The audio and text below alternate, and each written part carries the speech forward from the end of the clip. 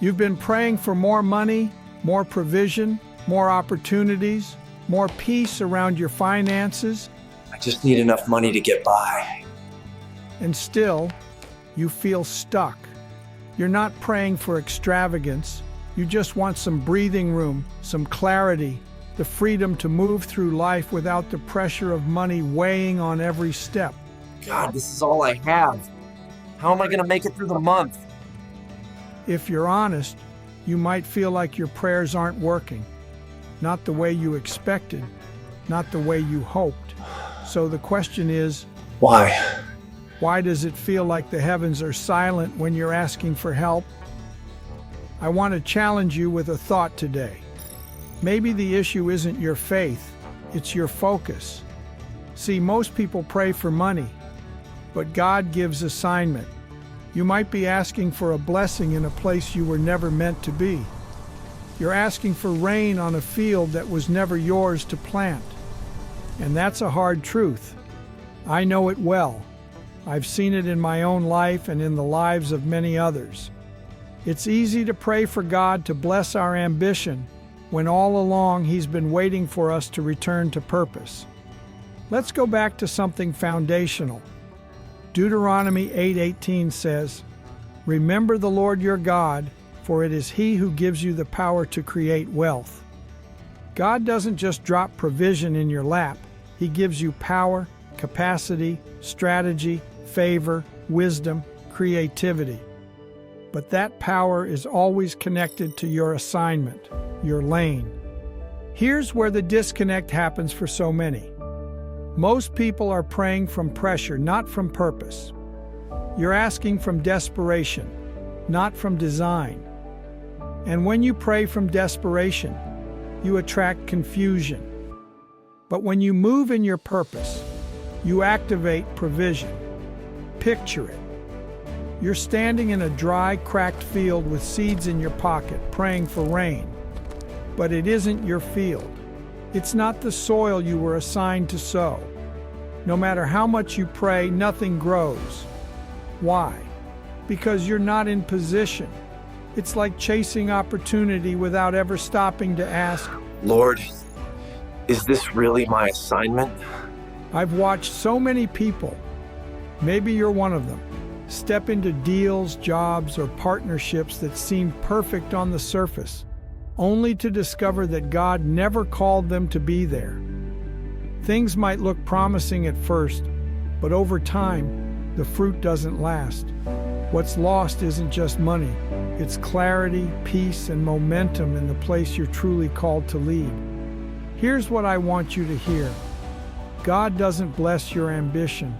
He blesses your assignment. He funds purpose, not pressure. Provision shows up when you return to what He actually gave you to build. That's why so many prayers for wealth don't seem to work. Because you might be asking God to fund someone else's blueprint, someone else's dream. But you weren't designed to live by imitation. You were designed to live by revelation. So here's the question for you. Are you praying for resources in a place you were never called to build? When you do that, prayer becomes exhausting. Your faith feels heavy. You start to question your calling, not because you missed God, but because your focus drifted. The wealth you're asking for isn't out there. It's usually tied to the very thing you've been avoiding, your assignment. And I get it. Sometimes your assignment doesn't look big enough. It might feel quiet, hidden, small. It might look like a seed while everyone else is showing off their fruit. But don't despise small beginnings. Your assignment is the container for your provision. It holds the favor, the grace, and the growth you're praying for. Let me say it again. God funds what He formed. He formed you for a purpose. Ephesians 2:10 says, "We are His workmanship, created in Christ Jesus to do good works, which God prepared in advance for us to do." That means your work is custom designed. Your lane has already been blessed, but you've got to walk in it. So if you're not seeing provision, you don't need to pray louder. You need to position deeper. Ask yourself, Lord, where have I stepped out of my lane? Where have I confused movement for momentum? where have I traded my calling for someone else's idea of success? Sometimes it's subtle.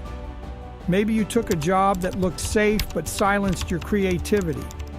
Maybe you followed a mentor who was successful, but in a space that isn't your own. Maybe you said yes to an opportunity out of fear, not faith.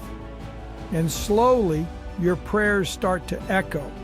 They sound right, but they don't land, because God's provision flows through purpose, not popularity. So what can you do when you realize your prayers aren't working? You recalibrate.